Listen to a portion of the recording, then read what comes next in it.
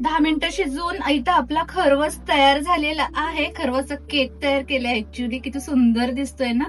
केशरच्या काड्या वगैरे छान कलर सुटलाय त्याचा. आता आपण कट करून घेऊया.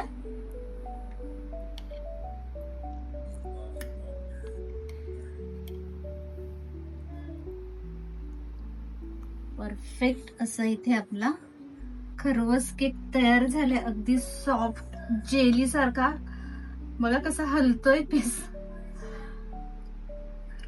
सुंदर.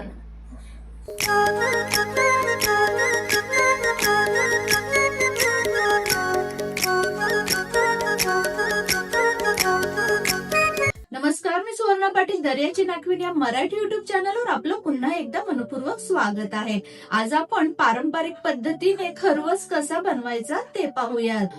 आज आपण अगदी साध्या सोप्या पद्धतीत असं खरवस बनवणार आहोत. याला आम्ही चीक देखील म्हणतो. हे म्हशीचं खरवस आहे.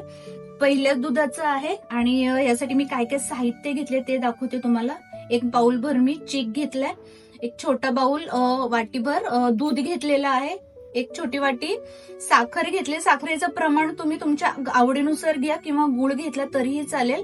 गार्निशिंगसाठी पिस्ता घेतलेले आहेत, केशर घेतले आणि काजूच्या पाकळ्या घेतलेल्या आहेत. त्या आपण या दुधामध्ये मिक्स करायच्यात. या काजूच्या पाकळ्या दुधामध्ये शिजल्या की खूप छान लागतात खायला, मऊ पडले की. चला आता आपण लगेच तयारीला लागूया. सर्वप्रथम आपण एक बाउल घेतलेला आहे आणि हे चिकाचं दूध आहे ते या बाउलमध्ये टाकून घ्यायचंय. अगदी सोपी रेसिपी आहे, कोणालाही सहज जमेल अशी. आता हे जे वाटीभर दूध घेतलेलं आहे ना ते टाकून घ्यायचंय. साखर मिक्स करून घ्यायचंय. साखरेचं प्रमाण तुम्ही तुमच्या आवडीनुसार घ्या.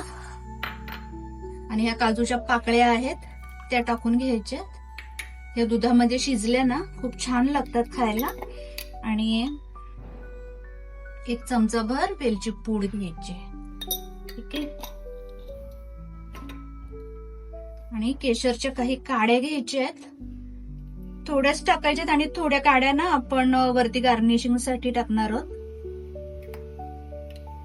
आता हे सगळं दूध साखर वितळेपर्यंत मिक्स करायचंय छान.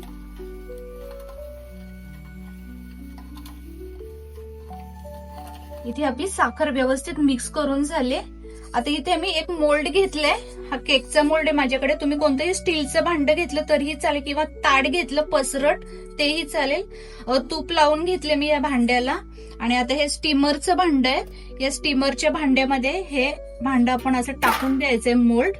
आणि हे दूध आपण याच्यात ट्रान्सफर करणार आहोत.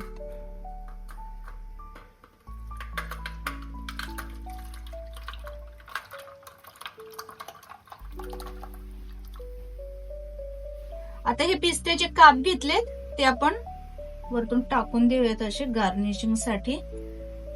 हा चिकचा केक शिजला ना की सुंदर दिसेल ते दिसायला. तुम्ही तुमच्या आवडीनुसार बदामाचे काप घ्या किंवा पिस्त्याचे काप घ्या. पण पिस्त्याचे काप ना खूप सुंदर दिसतात त्यामुळे मी पिस्त्याचे घेतलेत. आणि केशरच्या काही काड्या टाकून घ्यायच्यात वरतून. आपण दुधामध्ये सुद्धा मिक्स केल्या होत्या.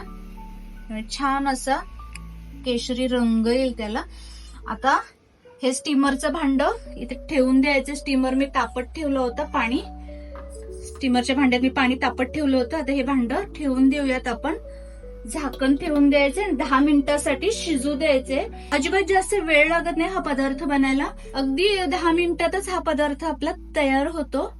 10 मिनिटं झालेली आहेत. आपण झाकण खोलून पाहूयात. आणि सुरीच्या साह्याने काय करायचं असं मध्ये टाकून बघायचं. क्लीन निघाले याचा अर्थ आपला खरवस तयार आहे. गॅसचा फ्लेम मी बंद करते आणि हा मोल्ड आपल्याला बाहेर काढून घ्यायचा आहे. आता 10 मिनिटं शिजवून इथं आपला खरवस तयार झालेला आहे. खरवसचा केक तयार केलाय. ऍक्च्युली किती सुंदर दिसतोय ना. केशरच्या काड्या वगैरे छान कलर सुटलाय त्याचा. आता आपण कट करून घेऊया.